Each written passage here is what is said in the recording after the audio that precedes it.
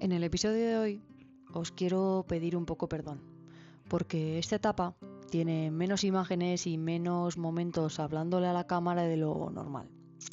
Y no fue por falta de ganas, fue uno de esos días en los que por algún motivo me dolían muchísimo los pies y no me encontraba especialmente bien. Iba incómoda, bastante apagada y sinceramente no tenía la energía de otros días para estar grabándolo todo, para pensar en planos o para ponerme a hablar a cámara cada 2x3. Así que este episodio es un poco distinto.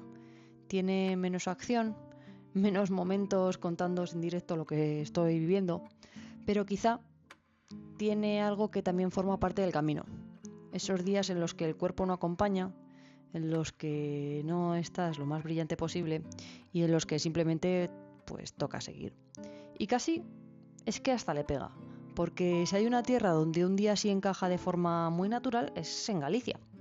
Galicia tiene una manera muy suya de envolverte, a veces con lluvia, pues otras veces con niebla, otras veces las dos, a veces con bosques que parecen cerrarse un poco sobre el camino, y cuando tú encima no vas del todo bien, todo esto se siente más intenso, como más antiguo, más raro, como si el paisaje tuviera memoria. Y por eso hoy quería aprovechar esta etapa para hablar de algo muy gallego, que son sus leyendas.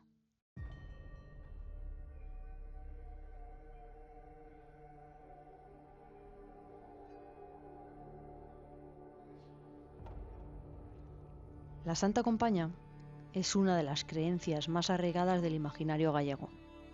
Tradicionalmente, no se describe solo como una aparición cualquiera, sino como una procesión nocturna de ánimas que recorre caminos, aldeas y cruces después de la medianoche. En las versiones más repetidas, esas almas avanzan en fila, portando luces o velas, rezando o murmurando, y su presencia no trae nada bueno. Suele anunciar una muerte cercana, una desgracia o como mínimo un mal presagio. Lo más inquietante de esta leyenda es que la compaña no siempre iba encabezada por un muerto. En muchas versiones gallegas, quien abre la procesión es una persona viva, que está condenada a guiarla durante la noche. Esa persona suele llevar una cruz o quizá un caldero con agua bendita y vaga sin descanso, debilitándose poco a poco, consumida por una carga que no puede contar fácilmente a los demás. La tradición dice que solo puede librarse si logra pasarle ese peso a otro desafortunado que se cruce con la procesión. Ese detalle, que el primer rostro de la muerte sea todavía un vivo, es lo que vuelve la leyenda mucho más perturbadora.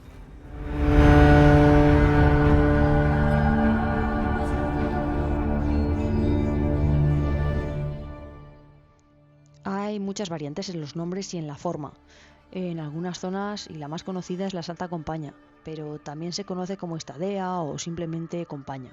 Pero el núcleo de la creencia se mantiene en todas ellas, que es una manifestación colectiva de muertos que aún tienen algo pendiente con el mundo de los vivos. Los estudios sobre esta tradición del noroeste peninsular señalan precisamente esa diversidad de formas locales, pero con una misma estructura narrativa y simbólica.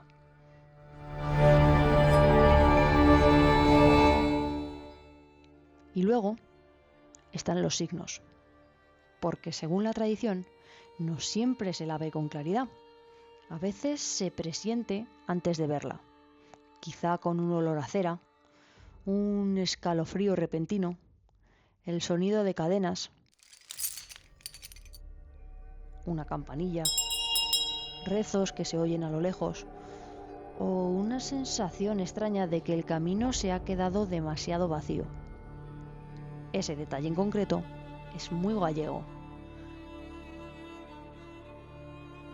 Lo verdaderamente inquietante de la Santa Compaña no es tanto verla de manera nítida, sino más bien esa certeza de que hay algo cerca, aunque no llegues a verlo del todo.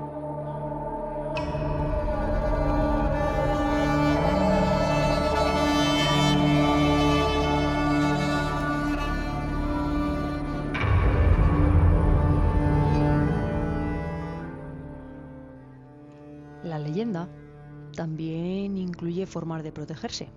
Según las distintas versiones populares, si alguien se encontraba con la Santa Compaña, debía evitar mirarla directamente, apartarse, rezar, trazar un círculo en el suelo o refugiarse junto a un cruceiro.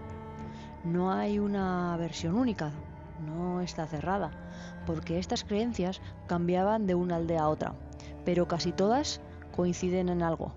Cruzarse con ella era entrar, aunque fuera por un instante, en territorio de la muerte.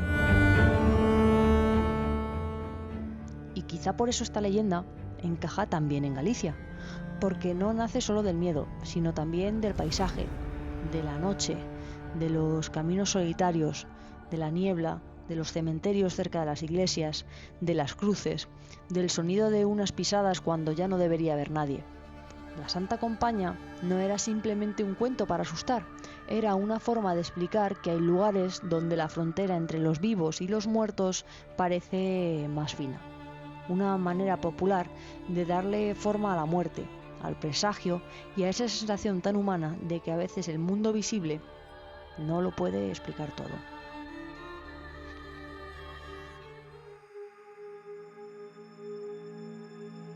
Pero Galicia no se acaba en la Santa Compaña.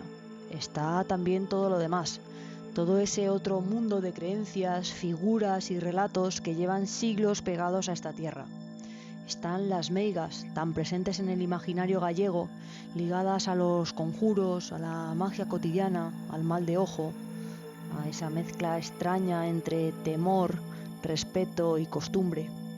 Están también las mouras, esas mujeres legendarias que aparecen unidas a cuevas, fuentes, castros, piedras antiguas o tesoros encantados, como si ciertas partes del paisaje no terminaran de pertenecer del todo al mundo corriente. Y luego están los lugares, porque en Galicia hay sitios donde la leyenda no parece un añadido, sino una capa más del propio territorio. Sitios donde la historia popular, la tradición oral y el paisaje se han mezclado tanto que ya no sabes muy bien dónde termina una cosa y empieza la otra. Lugares que no solo se visitan, sino que se interpretan. Y eso caminando se nota muchísimo, porque aquí no atraviesas solo pueblos, corredoiras y senderos. También atraviesas una forma de mirar el mundo, una manera de habitarlo en la que durante siglos han convivido lo visible y lo invisible, lo cotidiano y lo inexplicable, la fe, el miedo y la superstición. En Galicia, muchas veces, una niebla no es solo niebla. Un bosque no es solo un bosque. Una fuente no es solo agua. Y un cruce de caminos nunca parece ser solo un cruce de caminos.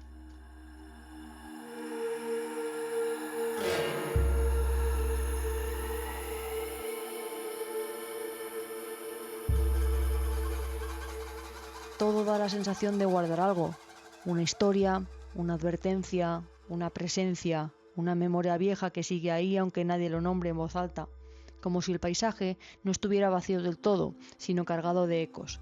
Y cuando haces el camino, eso se amplifica. Porque el camino nunca va solo de kilómetros, va también de lo que uno lleva dentro mientras camina, el cansancio, los recuerdos, los miedos, la fe, las dudas, las conversaciones silenciosas con una misma.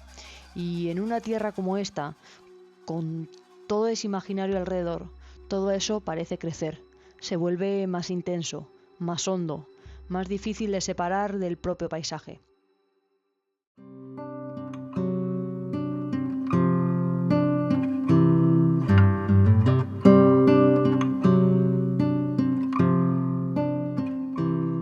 Por eso tengo la sensación que Galicia no solo se recorre, Galicia muchas veces se presiente. Y quizá por eso, incluso en un día más flojo, más callado, más torcido, sigue teniendo algo que decirte. Aunque no grabes mucho, aunque no tengas el cuerpo para hablarle a la cámara, aunque vayas más pendiente del dolor que del paisaje. Hay lugares que aún así consiguen quedarse contigo. Y Galicia tiene muchísimo de eso. Gracias de verdad por estar ahí una semana más, por acompañarme también en las etapas menos lúcidas, en los días en los que no todo es bonito, fácil o agradable. Gracias por seguir al otro lado, por el cariño, por los mensajes y por hacer que incluso estos capítulos más pequeños también tengan sentido.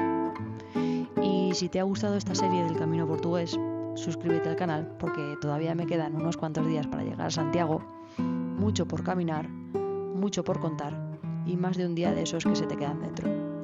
Nos vemos en la próxima etapa, porque al final supongo que de eso también va el camino, de seguir andando, incluso cuando no tienes nada espectacular que enseñar, pero sí algo verdadero que contar. Nos vemos en la próxima. Buen camino.